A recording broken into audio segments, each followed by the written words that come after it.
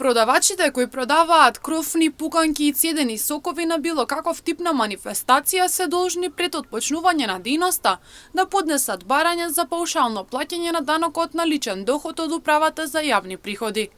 На транспарентен начин Управата за јавни приходи Штип ги информира даночните обврзници да знаат да ги разберат даночните обврски и правилно да ги применат. Но во летниот период знаеме дека се случуваат многу настани, манифестации, концерти, а и сведоци сме дека на тие настани среќаваме продавачи на пуканки, на крофни, на сладоледи, кафиња, цедени сокови и друго.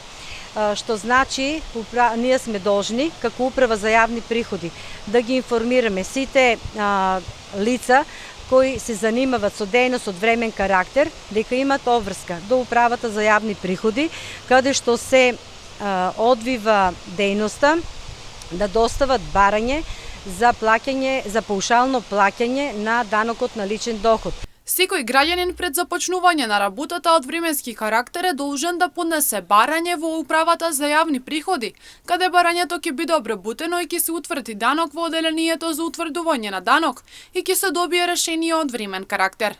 На лесен и едноставен начин се потполнува барањето со наведување на матичниот број и адресата на живење и штиклирање за работа од временски карактер.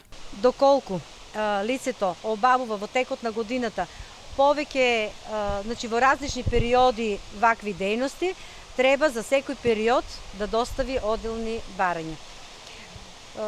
По доставувањето и на барањето и по добивањето на решението, даночниот обврзник има обврска и да го плати утврдениот данок. По случаја дека данокот е од 70 до 100 динари со што секој законски да постапува и да ја обавува својата дејност која е замислил.